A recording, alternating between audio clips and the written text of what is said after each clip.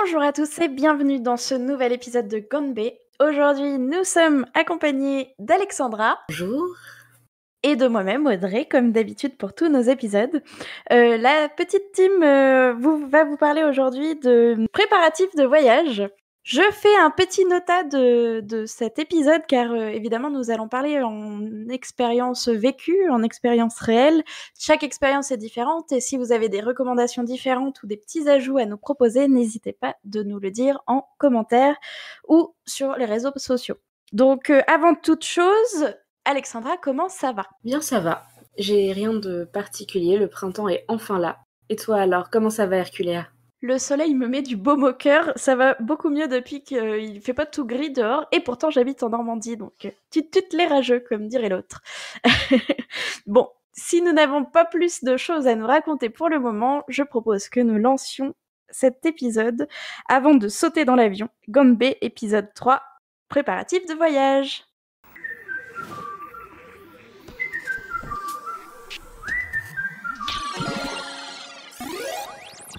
La Corée du Sud. Beaucoup en rêvent, mais moins nombreux sont ceux qui passent l'étape d'y partir en voyage. Actuellement moins populaire que le Japon, il reste un pays abordable financièrement et un sacré dépaysement pour nous autres Européens. Nous en avons fait l'expérience. Dans l'épisode d'aujourd'hui, nous allons aborder différents tips pour préparer sereinement votre voyage en Corée du Sud, qu'il soit financier, des idées d'application, comment trouver un logement, etc., etc. Avant toute chose, les premières choses à évidemment respecter, c'est la préparatif de trouver sa date de voyage. Pour nous deux, nous sommes partis au mois de novembre. On a eu énormément de chance parce qu'il a fait très beau et très doux. C'est pas forcément la période qui est la plus proposée par les agences de voyage ou ce genre de choses. Alexandra, qu'est-ce que tu as pensé de partir à cette période-là de l'année? Franchement, déjà, moi j'avais fait quelques recherches là-dessus et je pense que c'est une des 2 meilleures périodes pour partir. Le temps était vraiment super doux. Enfin, après, moi j'ai jamais froid, mais il faisait bon, il faisait beau. On a eu genre de la pluie une fois. C'était vraiment génial et en plus, partir en automne, les arbres sont de toutes les couleurs. Ouais, c'était vraiment magnifique autour des temples, etc. On avait vraiment l'été indien, mais de la Corée. Le soir, je me souviens qu'on sortait, on avait nos petits manteaux, mais il faisait pas spécialement froid. Et moi, bonne Normande que je suis peut-être habituée à plus d'humidité. Et là, c'est vrai qu'on a pu profiter sans être tout le temps sous le parapluie ou sous la capuche. Donc le mois de novembre, pour cette année, c'était un bon choix. De manière générale, on vous recommande souvent de partir plutôt en octobre parce que les températures sont encore plus douces. Mais là, après, ça dépend vraiment de chacun. Pour une question de budget aussi, c'était intéressant de partir au mois de novembre parce que les prix des vols et les prix des hébergements étaient beaucoup, beaucoup moins importants que si vous partez en plein Hanami, parce que même si on part en Corée du Sud et pas au Japon, il y a quand même la période touristique qui explose au moment de la floraison des cerisiers, même s'il y en a beaucoup moins qu'au Japon. Pareil, l'été, il est très humide et très chaud apparemment, donc c'est pas forcément le mieux pour nous qui ne sommes pas forcément habitués à l'humidité chaud en plus. Et par contre, je pense que vraiment l'automne, de manière générale, c'est une bonne période, mais faut pas non plus partir trop dans l'hiver où là, il caille vraiment sa mère et on a beaucoup de neige. Ah, il paraît que c'est l'enfer. Mais encore, je préférerais l'hiver que l'été où ils ont tous des climatiseurs tellement il fait genre 40 degrés, plus en plus il fait humide. Je ne survivrai pas à ça. Je pense que... Ouais, après, c'est vrai que nous, on a eu beaucoup de chance. Tout était équipé ou de radiateur ou de clim ou quoi. Il y avait toujours ce qu'il faut. Donc, clairement, je pense que on a eu beaucoup de flair à partir au mois de novembre. La deuxième chose qu'on s'est demandé, c'est où est-ce qu'on va bien pouvoir dormir, comment ça se passe, etc. Alors, nous, faut savoir qu'on avait un bon budget. Genre, je viendrai après, c'est un autre point de ma petite blabla sur tout ça, mais il faut savoir qu'on avait budgété assez large et en gros, on travaille, on n'avait pas un budget illimité, mais on était très très confortable pour partir en Corée. Donc, on s'est d'abord penché vers des Airbnb, ce qui est souvent agréable parce que on peut avoir le site Airbnb en français facilement, tout est traduisible assez rapidement, etc. Après, je vous conseille quand même de parler anglais, c'est un minimum d'envoyer les messages au moins en anglais aux personnes chez qui vous voulez réserver des logements. Là, on a trouvé un très bel appartement à Séoul. Faut savoir qu'on a commencé le voyage à 4 et on s'est retrouvé à 2 la dernière semaine à Séoul. Donc quand on était à 4, forcément de diviser les frais en 4, c'est très intéressant et on avait un très très bel appart en plein cœur de Séoul, juste à côté du métro et d'un grand axe de circulation. Donc pour choper les taxis, c'était pas mal. Et ça nous est pas revenu très très cher par personne. Je crois qu'on pour une semaine en plein Séoul, on en a eu pour 250 € chacun. Alexandra, je sais plus si c'était ça, mais il me semble. En fait, globalement, sur le séjour, on en a eu entre 20 et 30 € la nuit en moyenne. Oui, voilà, c'est ça, selon les hébergements, ce qui est plutôt raisonnable. Donc on a eu cette option-là. On a aussi été dans un genre de chambre d'une pension un peu chelou, je recommanderais pas trop là où on a été, et dans une maison traditionnelle aussi, ça c'était très très cool. Et on a fini sur un hôtel à Busan qui lui était du feu de Dieu vraiment. Enfin, c'était pas très très cher. On a réservé via Booking et on a de la chance. On est parti avec quelqu'un qui avait un compte premium ou je sais pas trop qui du coup avait des remises supplémentaires. Mais l'hôtel était incroyable vraiment. Faut savoir que par contre qu'il y avait pas de petit déj ni rien, donc pas grave, on s'en fichait un peu. Mais l'hôtel en lui-même était hyper propre, hyper agréable. Donc, ouais, moi je vous recommande de jeter déjà des petits coups d'œil sur les périodes où vous imaginez partir, et sur Booking et sur Airbnb. Après, pour ceux qui ont moins de moyens, il y a toujours l'option auberge de jeunesse, en sachant que de manière générale dans les pays asiatiques, c'est clean et il n'y a pas de souci vis-à-vis de ce qu'on peut voir des fois dans les pays européens. Donc ça peut être aussi une solution, mais nous ne l'avons pas expérimenté. Alexandra, qu'est-ce que tu as pensé, toi, de nos logements sur le long du voyage? Honnêtement, franchement, que ce soit l'appart qu'on avait à Hongdae, donc le quartier un peu hype, au début du voyage avec nos compagnons ou à la fin du voyage quand on était toutes les deux, c'était vraiment chouette, c'était bien. Enfin, franchement, il y a beaucoup d'options sur Airbnb. Là, en plus, j'ai regardé, moi, par curiosité, parce que si jamais je revenais, combien ça coûte, machin, dans d'autres endroits de Corée. En fait, c'est partout pareil. On est entre 20 et 30 € la nuit. En général, c'est propre. On va oublier le genre d'hôtel bizarre, pension à Jeonju, effectivement. Après, c'est arrivé une fois, il nous est rien arrivé de grave non plus, mais c'est juste que c'était pas aussi clean que ce qu'on imaginait. De toute façon, je propose qu'on vous mette les liens de là où on a séjourné dans le petit info description en dessous de l'épisode. Comme ça, si vous prévoyez un voyage, vous pouvez y aller les yeux fermés, surtout au premier appart dont je vous parle. Et puis, si ça vous intéresse juste par curiosité, vous pourrez regarder un peu où on a logé et vraiment, c'était cool. Oui, et puis après, si ça vous intéresse, nos budgets et tout, on peut vous dire à peu près, enfin, on peut vous faire une feuille. On avait des Google Docs, donc on a des traces. Non, après, c'est vrai que c'était bien. Moi, j'ai beaucoup plus aimé, par contre, la pension traditionnelle à Gyeongju. On n'a pas eu de surprise de logement. Et puis, il faut savoir qu'on a eu froid uniquement parce qu'on n'était pas capable de mettre le chauffage en haute. Donc, c'était pas du tout la faute de la propriétaire qui était charmante et tout ça. Vraiment, c'était de notre faute. Alors, depuis tout à l'heure, on vous parle de Jeonju, Gyeongju, Séoul, Busan, et vous vous dites peut-être, mais comment vous avez fait pour vous balader en Corée?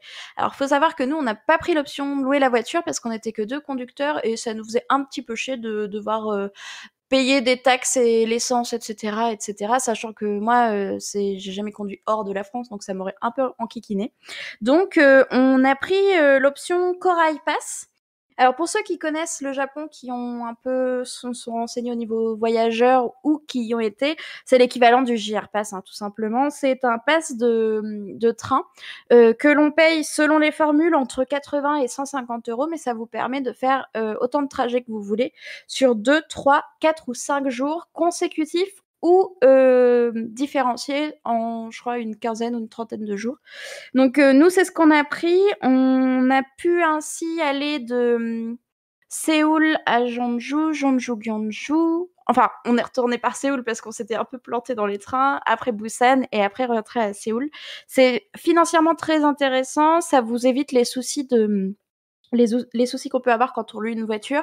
Par contre, il faut savoir parler un petit peu anglais, mais ça, c'est un conseil qui reviendra tout le long de ce petit épisode spécial tips, parce que aux caisses, vraiment, déjà, quand on parle anglais, on a du mal à se faire comprendre, donc essayez d'avoir au moins un papier ou des choses décrites pour que les gens puissent vous comprendre facilement, surtout si vous rentrez un petit peu dans les terres. Nous, on avait pris le plus gros, il me semble, Alexandra, le pass 4 jours. Ça nous était revenu à 140 €, si je dis pas de bêtises, avec la conversion et les frais.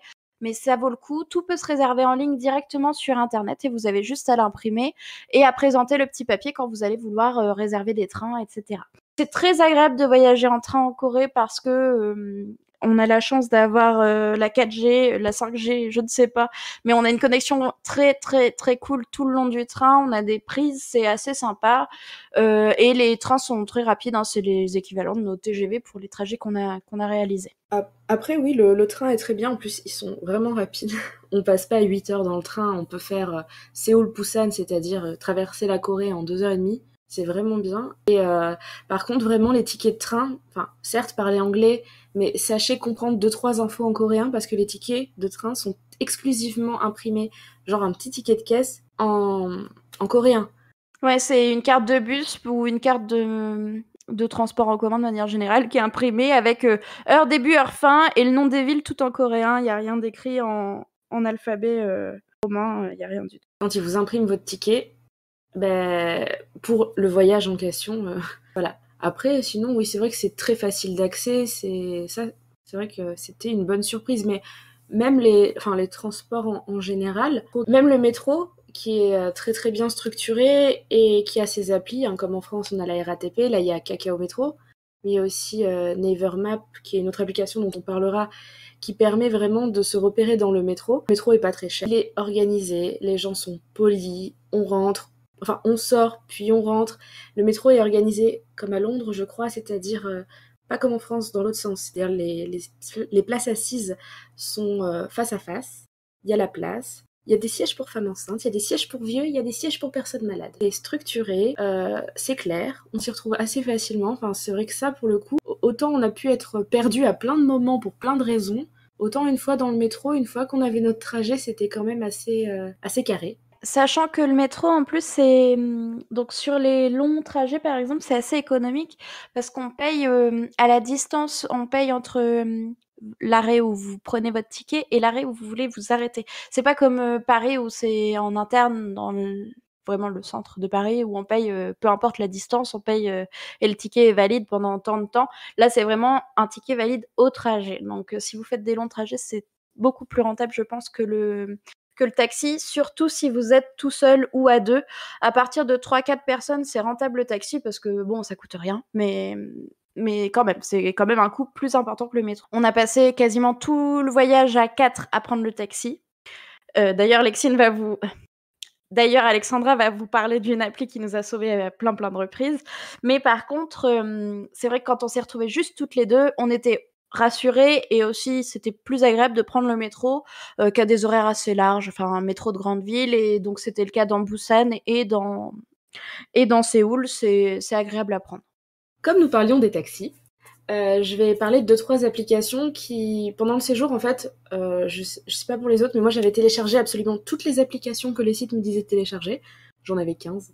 Au final, j'en ai utilisé que 4-5. Déjà, donc, pour le métro, on avait Naver Map, parce qu'il faut savoir, donc, Google, malheureusement, le service Google, on en avait parlé dans le premier épisode, c'est pas trop ça en Corée, voire pas du tout.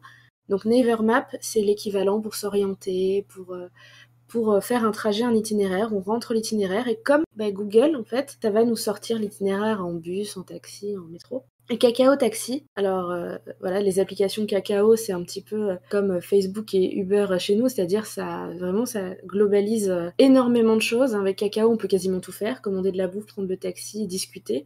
Et donc Kakao Taxi, c'est une appli qui est super bien faite parce qu'on a juste à rentrer où on est, où on veut aller, quel type de taxi on veut, si on en veut un cher, un pas cher, etc. Et ça nous appelle le taxi, et comme quand on prend un Uber, on le voit arriver sur la map. Et avec ça, on a sa licence qui s'affiche, et sa plaque, et c'est nickel.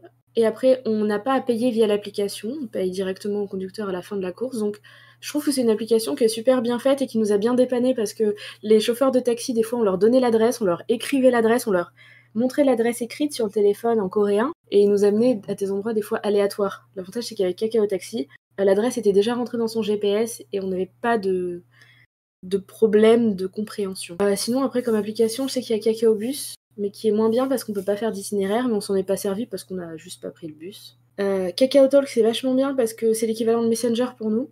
C'est là où tous les Coréens discutent. Et je sais que j'ai eu besoin de parler à des gens locaux parce que je me suis fait faire un tatouage, par exemple, etc. Ou parce que j'avais une copine là-bas. Et donc, c'est un peu pratique d'avoir cette application parce que si jamais on a des contacts sur place, ça permet d'échanger avec eux. Il y a beaucoup de choses qui se font par Kakao Talk. Après, les applis, de toute façon, Herculea, elle en a déjà parlé, voilà, Airbnb. Sachez juste que, voilà, il n'y a pas d'appli mieux que celle-là en Corée, je pense, pour trouver, pour se loger. Naver Map, je pense que c'est vraiment l'appli qui nous a sauvés avec Kakao Taxi, par contre. Oh ouais, vraiment. Et après, dernier point pour les applis, il y a je parlerai de la langue un peu plus tard dans l'épisode, mais on connaît tous Google Translate, mais le problème c'est Google Translate, Google et le coréen, c'est pas ça pour Map, mais c'est pas ça non plus pour la langue. C'est très peu fiable en termes de traduction. Du coup, il y a Naver, encore une fois, mais Naver Dictionary. Si on parle un peu anglais, c'est un dictionnaire qui est pas mal pour faire le taf, pour se débrouiller si on a besoin de se faire comprendre. Après, je sais pas toi ce que t'en as pensé, si t'avais d'autres applis sur le moment qui t'ont servi ou... Alors moi, ce qui m'a été pas mal utile, c'est mon appli de convertisseur de devises parce que j'étais tout le temps à vouloir acheter tout et n'importe quoi dans les magasins et du coup, je faisais tout le temps des totos rapidement sur ma calculette de mon téléphone. Ça, c'était vraiment vraiment pas mal aussi. Mais sinon, j'aurais bien parlé de Instagram. Donc vous connaissez pour la plupart, je pense, mais sinon c'est une appli de partage de photos, etc. Et en fait, je cherchais pas mal des hashtags, genre hashtag Séoul, et s'il y avait des trucs stylés, je me le notais d'y aller. Bon, on n'a pas forcément tout le temps été là où je voyais mes trucs, c'est un peu sympa et tout ça, mais pour se donner un peu une idée du quartier ou des endroits que vous voulez aller, ça peut être pas mal, même en préparatif de voyage. Par exemple, nous, on était sur Hongdae, donc hashtag Hongdae, puis on pouvait un petit peu fureter et tout ça. Après, forcément, si vous connaissez l'alphabet coréen, c'est beaucoup mieux parce que les Coréens font des hashtags en coréen. Mais non, c'est assez chouette et ça permet des fois de trouver, je pense, des bonnes adresses de resto ou de petits trucs comme ça, donc pourquoi pas. C'est vrai que, alors petit point anecdote, vous allez avoir une anecdote sympathique. J'ai une copine qui habite à Séoul, qui est séoulite, et effectivement c'est exactement comme ça qu'elle a fait. On a passé une après-midi avec elle, on lui a dit tu connais pas un endroit sympa? Et en fait elle a dégainé Instagram, elle a mis un hashtag ou deux, et c'est avec Instagram effectivement qu'elle a été chercher des trucs qui lui plaisaient pour qu'on aille boire un café et manger des petits gâteaux. Donc c'est vrai que j'y ai pas pensé, mais c'est exactement comme ça qu'elle a fait. Je pense que même les locaux utilisent un peu cette technique, même nous en France, je pense, quand je me balade à Paris, des fois, je vais taper petit café, et puis je vais essayer de me trouver des trucs un peu sympas ou je vais demander à mes potes. Mais ouais, Instagram, c'est vraiment pas mal utilisé, puis ça permet tout de suite de se rendre compte un peu du style d'endroit où on peut se rendre quand on connaît pas encore trop le pays ou la ville. Autre chose pas mal aussi, j'en ai déjà parlé, j'en ai subi les conséquences, on va dire, mais faites attention à la nourriture coréenne. Si vous avez des allergies, essayez d'apprendre à le dire en coréen comme il faut ou au moins de vous le noter parce qu'il y a quand même pas mal de choses allergènes. Enfin, je sais qu'Alexandra, elle est partie en étant allergique aux cacahuètes, donc on a toujours des appréhensions et tout ça. Essayez de vous détendre là-dessus et de vous le noter, de l'avoir sous la main comme ça, au moins c'est toujours ça de moins stressant parce qu'ils ont aucune liste de produits allergènes et tout ça. Enfin, je crois que tu l'as retrouvé sur 2-3 paquets de gâteaux et c'est tout, quoi. Donc, faites attention. Il y a même des fois des choses qui n'ont pas du tout le listing des ingrédients. Enfin, faites attention à vous quand même. Et surtout, faites attention, comme je l'ai déjà dit plusieurs fois, c'est très épicé. Moi, je sais que j'ai l'estomac un peu fragile, donc je me suis retrouvée avec des brûlures d'estomac pas possibles pour certaines bouffes. Si on est un peu résistant, il n'y a pas besoin de s'inquiéter. Si vous appréciez le côté très feu de la nourriture, vous inquiétez pas, mais faut savoir quand même que des fois c'est un peu lourd sur l'estomac, pas forcément en termes de gras, mais surtout en termes de je sais pas, de feu, enfin de piquant, de brûlant. Et du coup faites attention à vous parce que moi j'en ai subi un peu les conséquences, donc c'est pas la peine de se rendre malade, faut profiter comme on peut du pays et voilà. Alexandra, en parlant de bouffe, je sais que tu nous prépares le prochain épisode qui sera sur la nourriture. Donc, n'hésitez pas à nous l'écouter le mois prochain. Et je te laisse passer du coup au côté médoc, vaccin, allergie que tu connais si bien. Alors effectivement, le mois prochain, un petit épisode sur la nourriture, donc n'hésitez pas si vous avez des questions ou des petites curiosités, parlez-nous, hein. On prendra tout ça en compte. Et donc oui, je suis infirmière, mais je suis aussi un peu paranoïaque sur certaines choses. J'ai toujours, moi là dans mon sac, des médicaments, j'ai ma petite trousse, hein, sachez-le. Et en Corée, j'avais ma petite trousse qui était... Petite. Elle nous dit petite, mais c'était une valise à elle entière. Hein. Exactement. Tu es la Hermione Granger du sac, du sac à médicaments. Ah, c'est terrible, hein. Surtout quand je disais que mon sac était vide, en fait, c'est que j'avais ma trousse de médicaments, ma trousse, mon déo, mes lingettes, bref, peu importe, j'avais ma trousse. Et effectivement, en Corée, moi, on m'avait dit, toujours ma copine Séoulite, elle m'avait dit par contre, c'est pimenté. Alors, je dis ok. Je me suis entraînée, comme j'avais dit, comme dans un shonen, à manger du piment. Mais je me suis dit, on sait jamais. Je vous conseillerais honnêtement d'aller voir votre médecin, lui en parler si vous allez en Corée. Prenez des protecteurs gastriques. Que ce soit je vais pas partir dans des termes techniques, mais un médicament en prévention comme de l'Eupantol, etc., ou du Gaviscon, parlez-en à votre médecin. Dites, je vais dans un pays où je risque d'avoir des brûlures d'estomac. Est-ce que je peux avoir quelque chose? Parce qu'après, il vaut mieux avoir l'ordonnance sur vous, au cas où on fouille votre sac. Bon, ça nous est jamais arrivé en Corée, mais on sait jamais. Ensuite, vraiment, prévoyez des antidiarrhéiques. Moi, je n'ai pas eu de soucis à ce niveau-là, mais honnêtement, dans un pays où on mange énormément de piment, où l'alimentation est aussi différente de la nôtre, où la viande, etc., c'est quand même pas la même que chez nous. C'est très gras, comme le disait Herculea, etc. Donc, prévoyez du smecta, prévoyez éventuellement des choses pour votre ventre, du Spasfon, vraiment. Vraiment, moi, c'était ma trousse de médicaments, c'était à moitié ça. Enfin, à tiers ça.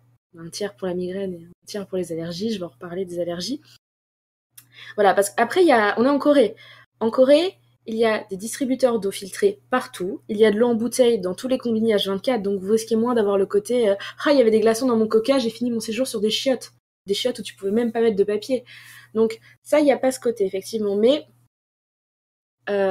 vraiment, même quand on est allé manger une ou deux fois au McDo ou quoi, c'est pas du tout les mêmes produits de base et ça peut donner mal au ventre. Vous voulez pas ramener des hémorroïdes en souvenir de vacances. Vous voulez pas ramener ça. Sinon, effectivement, côté vaccin, moi je vous invite juste à consulter la doc de l'Institut Pasteur. Évidemment, il n'y avait pas de vaccin particulier quand on est parti, mais je sais que des fois il y a des trucs, genre il y avait eu l'encéphalite japonaise, des fois selon où on va en Corée, parce que nous on a fait les grandes villes, mais si jamais on se rapproche un peu trop de la Corée du Nord, etc., il y a peut-être d'autres vaccins à faire, mais nous on n'a pas eu besoin d'en faire en plus, ce qui était pas mal. Et enfin les allergies, effectivement, comme l'a dit Herculea, moi ça me stressait. Je sais que par exemple au Vietnam, par exemple ils mettent des cacahuètes partout, c'est la catastrophe pour moi. Mais sachez dire, comme elle l'a dit, le mot en coréen. Sachez l'identifier. Moi je regardais toutes les étiquettes, hein. Parce qu'il faut savoir que dans un sandwich au jambon, une fois il y avait des cacahuètes. Par contre dans un gâteau aux noix, il n'y en avait pas. Cacahuète, ça se dit tangkang, sachez-le. Voilà, sachez juste comment s'écrit ce mot, parce que sur les étiquettes, il y a des petits encadrés noirs, où il y a les allergènes. Souvent, il y a le lait, ou you, etc. Le blé aussi est marqué, le blé. Donc, sachez le reconnaître. Moi, je sais que je suis allergique au tangkang, et je sais demander s'il y en a dans mon plat, et je sais insister lourdement. D'ailleurs, c'est une petite blague qu'on a entre nous, parce qu'il faut savoir que mes camarades de voyage, la phrase qu'ils savent le mieux dire en coréen, c'est « Y a-t-il des cacahuètes car je suis allergique ?» Tangkang allergiga isoyo. Vous voyez, c'est génial. Ils peuvent le dire à ma place. Et du coup, prévoyez ce qu'il faut pour les allergies. C'est-à-dire, demandez à votre médecin, il vous prescrira ce qu'il faut. Moi, j'avais évidemment mes corticoïdes et mes antihistaminiques. Et j'avais évidemment mes 2 seringues d'adrénaline au cas où je tombe dans les pommes. J'ai même fait un truc incroyable. Je leur ai partagé la vidéo de comment marche la seringue d'adrénaline si je faisais un malaise.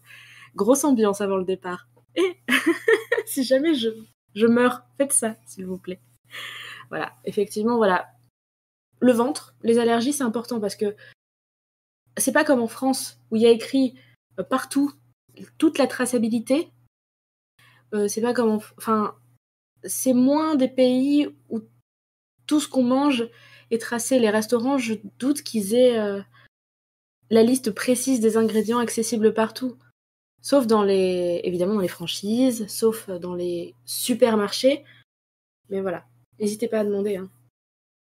Ils sont pas très... En plus, il y a des allergies qui sont très différentes des nôtres.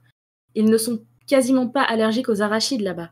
Donc pour eux, ce n'est pas naturel d'avertir les gens. C'est pas quelque chose qui va les remuer. Faut vraiment penser à poser des questions. Voilà. Petit point, faites attention à vous. Je suis infirmière et allergique, alors je sais de quoi je parle. Voilà, après je sais pas si t'as quelque chose à rajouter sur ce petit côté médical relou. Bah, heureusement, j'ai envie de dire, j'ai pas eu besoin de quoi que ce soit. Après, c'est vrai que j'ai l'impression qu'il y avait pas mal de pharmacies et tout ça, j'ai pas trop fait gaffe, mais il me semble qu'on a vu et croisé pas mal de pharmacies. Ce qui me fait peur, c'est que, enfin, comme partout en Corée, même en anglais, c'est compliqué de se faire comprendre. Alors, ça, je pense que on aurait été malade, t'aurais pas été là, on aurait été dans la mouise, quoi. Enfin, pour dire j'ai un mal à la tête ou je sais pas quoi, ça aurait été compliqué de se faire comprendre pour avoir du médicament. Donc vraiment, essayer de prévoir quelques petits médocs d'avance, etc. Je pense que c'est le mieux. Et puis, de manière générale, pour tout voyage, mais encore plus quand vous ne connaissez pas la langue du pays dans lequel vous allez voyager. On va partir sur un sujet un peu plus terre à terre, on va dire. On va parler du budget qu'on a mis dans notre voyage. Et surtout de petits tips concernant l'argent, parce que, évidemment, on s'est fait avoir, hein, en bon touriste. Donc moi, on m'avait dit, oui, prends la carte Visa Gold pour le voyage, c'est génial, t'as des assurances, blablabla, tu peux retirer partout. Tu peux retirer partout. Gardez bien cette phrase en tête. Tu peux payer dans tous les magasins avec ta carte et tout ça. Alors moi, je suis arrivée à l'aéroport, j'arrive à Séoul, j'essaye de trouver un distributeur pour pouvoir retirer mon argent pour mon voyage. Et là, quelle ne fut pas ma déception, premier distributeur, impossible de retirer.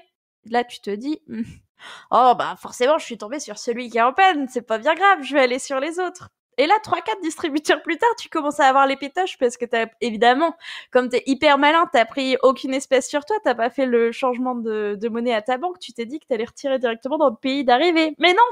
C'était trop simple. Donc, je me suis retrouvée à stresser à grosses gouttes jusqu'à ce que enfin on trouve un distributeur qui prenait notre carte et qu'on puisse retirer. Avec très peu de frais, hein, de manière générale. Enfin, après, ça dépend de votre carte et de votre banque, évidemment. Mais faites attention, retirez un max à l'aéroport, c'est un conseil. Parce qu'après, vous aurez plus énormément de chances de trouver des distributeurs qui prennent les cartes étrangères. Faut savoir que nous, on est parti avec quelqu'un qui allait très régulièrement au Japon, qui connaît bien et qui nous a dit oui, dans tous les combini, dans tous les 7-Eleven, vous allez pouvoir tranquillement retirer et tout. C'est faux. En Corée, ça ne marche pas comme au Japon et faites attention à ça parce que je ne voudrais pas que vous vous retrouviez sans le sou en plein Séoul. Franchement, c'est horrible, je vous promets. Alexandra, toi aussi, t'as eu des misères en ayant la même carte que moi? Mais le pire, c'est que ce qui vous dit pas Herculea, c'est que sa première galère de retirer l'argent, c'était à l'aéroport. Donc, il y a un endroit où on se dit, bon, l'aéroport. Non, il a fallu... Même, moi, c'est aussi à la gare principale ferroviaire de Séoul que je me suis retrouvée à pas pouvoir retirer. Et je croyais que j'avais pété mon plafond carte et tout, machin. En fait, non. Il a fallu qu'on trouve un distributeur qui était en hauteur. En plus, il a fallu qu'on monte sur un terre-plein. Le distributeur, il était trop chelou, ce distributeur, pour arriver à retirer. C'était incroyable. Enfin, on s'est retrouvés où on n'avait plus beaucoup de monnaie à 4, à chercher dans tout Gyeongju, ou Jeonju, je sais plus, un distributeur qui fonctionne. Pour en trouver un dans un combini pourri, à force de tous les faire. On en a fait 3 ou 4, c'était un cauchemar. C'était un cauchemar. Et ma carte bleue, elle passe partout parce que j'ai la gold aussi, hein. Je l'avais prise exprès pour le voyage. Je me suis retrouvée la honte de ma vie. Dans un lieu touristique, à passer ma carte, ah ben elle passe pas. Ah, bah heureusement que j'avais de la monnaie, finalement. Parce que quand ta carte elle passe pas dans un lieu touristique, tu te poses des questions. Bah non, mais de toute façon, on a vraiment pas eu de bol, c'est tout. Enfin, clairement, les boulets en voyage, c'est nous, quoi. On n'a pas cherché le mal, mais on n'a pas eu le bien non plus, malheureusement.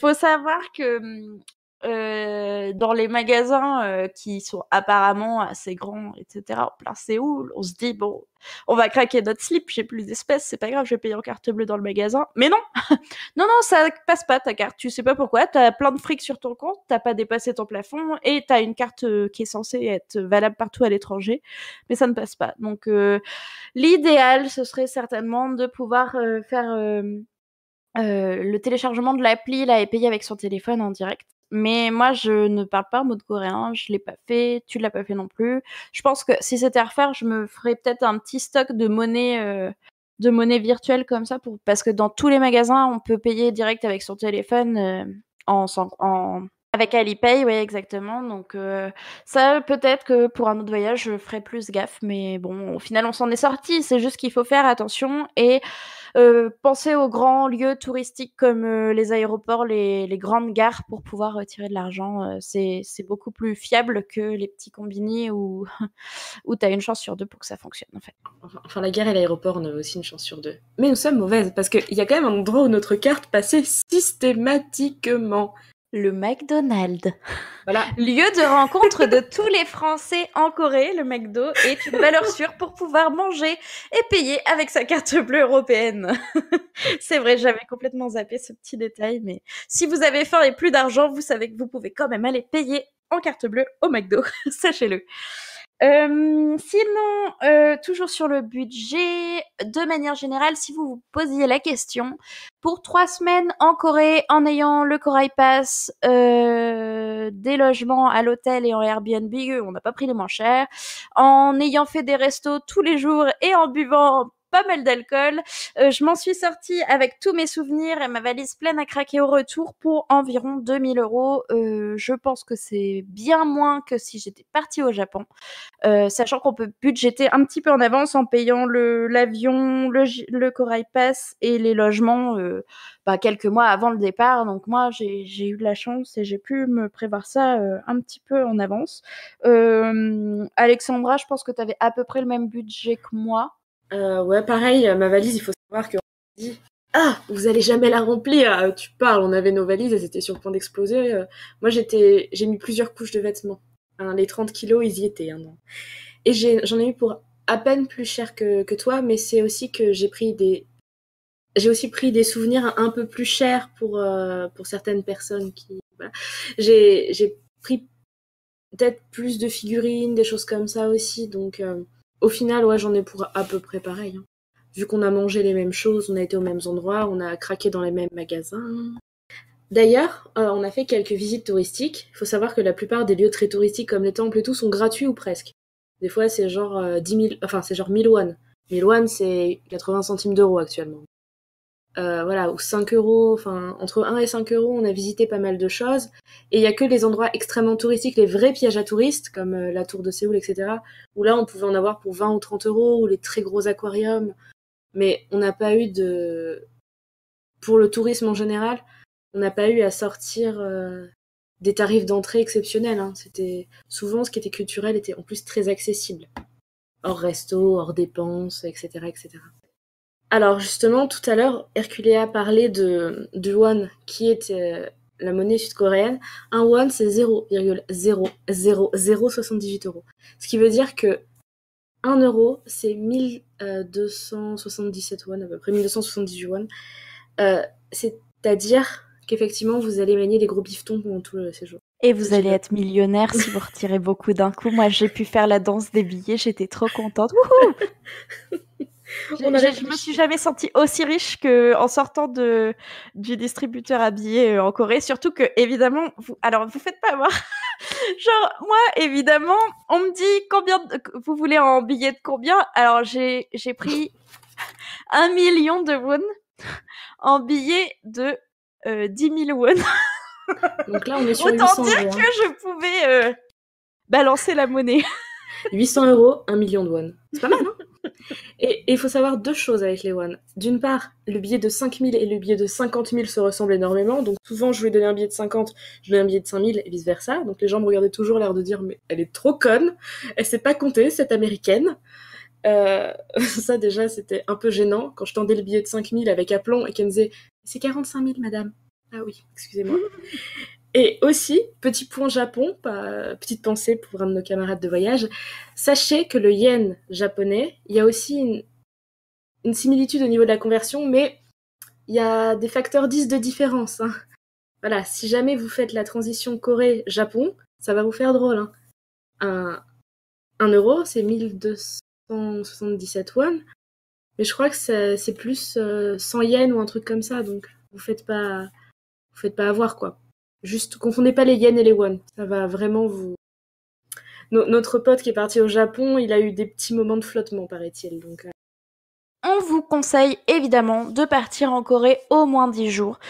Si vous partez simplement pour 3-4 jours ou une semaine, ça vaut pas le coup parce que rien qu'avec le décalage horaire et quand même le temps d'avion, vous allez être claqué, vous allez pas profiter et surtout vous allez certainement vous rester cantonné à Séoul, ce qui est pas du tout ce qu'on a kiffé le plus dans notre voyage. Contrairement, je pense, à ceux qui visitent Tokyo et qui kiffent peut-être énormément, Séoul, j'ai bien aimé, mais je pense que j'aurais pu y rester moins longtemps pour plus profiter de petites villes autour. Euh, comme on vous l'a déjà dit dans les épisodes précédents, on se répète beaucoup évidemment parce qu'on n'a fait qu'un seul voyage pour le moment. On a apprécié énormément les villes de Gyeongju et Jeonju qui sont accessibles ou en train comme on l'a fait, mais qui sont aussi, je pense, accessibles en bus touristique.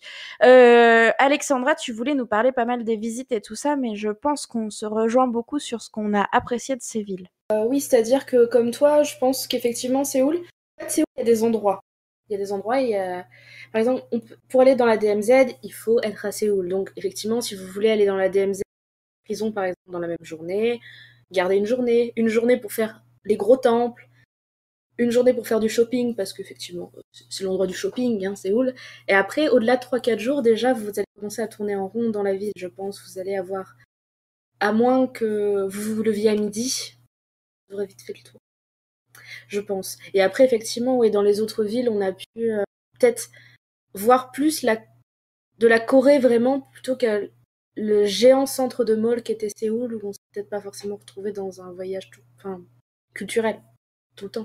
Enfin, après, je sais pas, toi, si tu devais repartir maintenant, où tu partirais, ou comment t'organiserais le truc, mais... Bah justement, ça se rejoint avec le point que je voulais aborder après.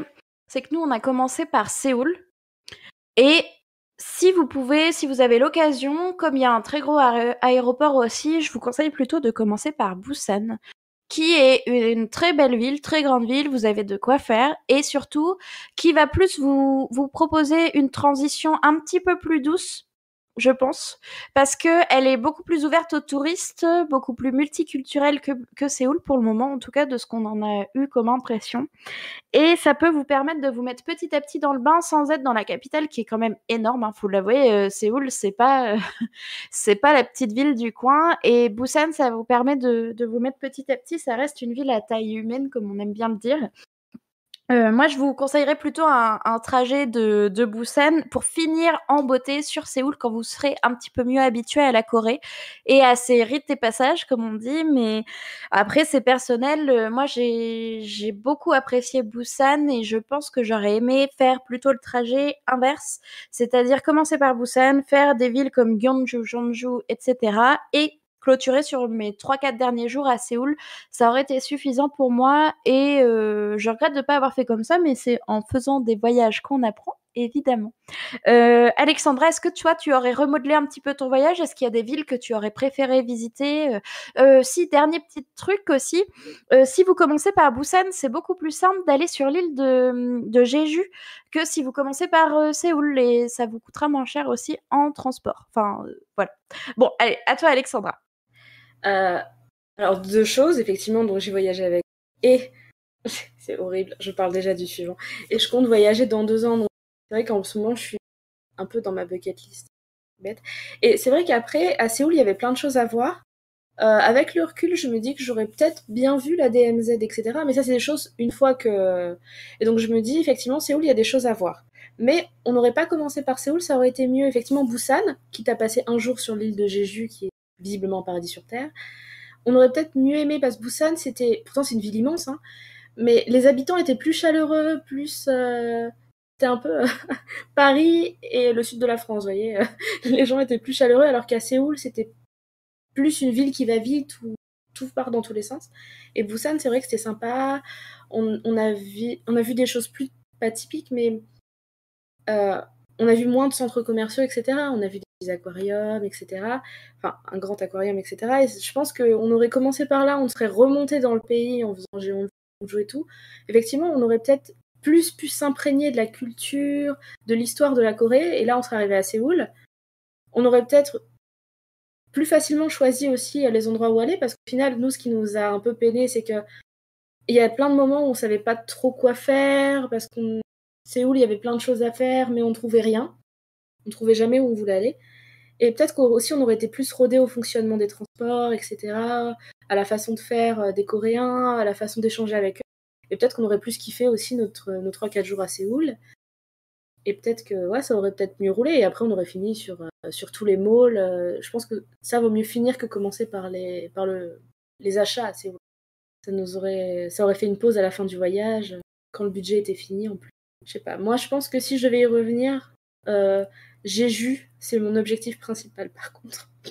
Ouais, c'est vrai que je regrette un petit peu, mais c'était un peu hors budget. Je pense que je prévoirai différemment la prochaine fois si j'y retourne. Faut savoir aussi que quand vous êtes en Corée, si vous voulez vous faire vraiment un gros trip, vous pouvez facilement vous déplacer dans les îles avoisinantes et même en Chine, au Japon, etc. Ça vaut peut-être le coup si vous avez 3 mois de vacances à poser et le budget qui va avec de vous faire carrément un road trip sur plusieurs pays.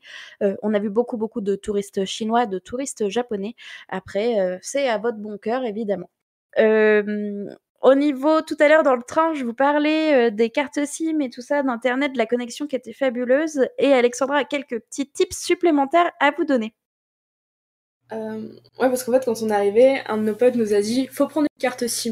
Avec Herculea, on était là, je sais pas. Effectivement, la carte SIM, ça a été dans un pays où il y a la 4G partout, mais une connexion de malade partout, où les applications nous ont sauvé les miches la moitié du temps. Franchement, avoir la 4G, c'était juste génial. En plus, on pouvait communiquer très facilement. Messenger, etc. On s'appelait quand on se séparait et tout, c'était au top. Et c'était pas si cher. Pour 3 semaines, alors, selon qu'on ait un iPhone ou un Android, il n'y avait pas les mêmes. Sachez que si vous avez un iPhone, vous payez moins cher, tralala. Voilà, exactement. J'en ai eu pour genre 40 balles à peu près. Parce que j'avais pris plus de 3 semaines en fait. J'ai pris genre 28 jours parce que j'avais pas. C'est genre 15 jours ou 28. Mais ouais, j'en ai eu pour 40 balles, ce qui est tout à fait correct pour le confort énorme que ça a apporté pendant tout le séjour. C'était incroyable. En plus, c'est con, mais ne serait-ce que pour communiquer avec les gens qui sont... c'était génial. Une connexion top. Après, ouais, moi, si j'avais un seul gros tip, moi, j'ai appris les bases du coréen parce que j'avais vraiment envie d'apprendre et voilà, j'ai vraiment rien. Mais en fait, ça a été pas si inutile parce qu'en fait, tout n'est pas traduit. Genre, au supermarché, je vous disais, les allergènes, ils n'étaient pas toujours écrits en anglais dans le petit encadré. Et lire l'alphabet, au moins arriver à connaître les 24 caractères, arriver à le lire ou à les prononcer, c'est pas mal.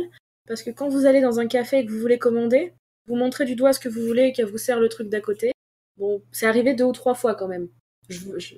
On a eu quelques frustrations comme ça, et puis quand on est arrivé, je vous promets, ça c'est une victoire de jour. Hein. Arriver à régler toutes les télés au niveau des langues. Bon, du coup, j'ai mis leur télé en anglais, mais bon, que voulez-vous? Ça a été extrêmement... C'est con, mais c'est des petites choses... Pas forcément arriver à parler coréen, annyeonghaseyo, mais juste savoir déchiffrer, savoir dire les choses importantes, genre Tankang ale jigai soyu, bonjour, je suis allergique aux cacahuètes. Savoir 2-3 petites choses, 2-3 petits mots, ou au moins savoir, juste vraiment la base de la base, parce que il y a des endroits où ils ne parlent pas anglais, et il y a aussi des endroits où ils font exprès de pas comprendre. Ça nous est arrivé plusieurs fois que vraiment il fallait dire les choses en coréen, et c'était très compliqué parce qu'il y a des gens qui parlaient pas du tout anglais. Il y a même un petit gars dans un resto avec qui on a communiqué que par Google Translate, parce qu'il n'arrivait pas à nous expliquer sa carte, et il dictait sa carte à Google Translate, c'était incroyable. Donc ouais, juste essayer de connaître des petites bases de coréen, même si vous voulez, vous le dites, vous laissez un petit commentaire, et moi je vous donne mes fiches de coréen, avec plaisir. J'en ai, elles sont faites, je vous les donne si vous voulez partir. J'avais fait même des des petits vocabulaires de base, etc., qui peuvent aider, surtout que je les ai mis à jour après le voyage. Hermione Grangère. Voilà, donc n'hésitez pas. Et dernière chose, par contre, sachez que le visa touristique est automatique. Enfin, vous n'avez pas besoin de demander, machin, c'est pas... Ça va. C'est pas comme en Amérique où c'est compliqué. Ouais, et puis c'est pour des voyages comme nous, on parle pas de voyages forcément long terme, donc vous n'avez pas besoin d'un visa de travail ou des choses comme ça. On n'a pas toute la paperasse à faire, comme j'ai pu voir quand je suis partie au Canada, par exemple, où c'était beaucoup plus casse-pied. Euh, Nous avons fini aujourd'hui sur les petits tips de préparation de voyage. Comme Alexandra et moi, nous vous l'avons répété tout au long de l'épisode, on est toujours dispo pour répondre à vos questions. J'ai déjà eu la chance de un petit peu expliquer mon voyage à 2-3 d'entre vous, à répondre à leurs questions. Vous nous contactez sur Twitter, sur nos Instagram personnels ou sur les différents serveurs Discord qui traînent et on vous répond avec plaisir, on vous file toutes les infos qu'on a. On va essayer d'étoffer au maximum la barre de description du podcast avec les liens utiles et tout ce dont on a pu vous parler aujourd'hui. Et puis écoutez, si vous avez quand même d'autres petites questions ou juste des petits commentaires, n'hésitez pas, on est toujours très heureuse d'y répondre. On va passer maintenant aux recommandations et infos du mois.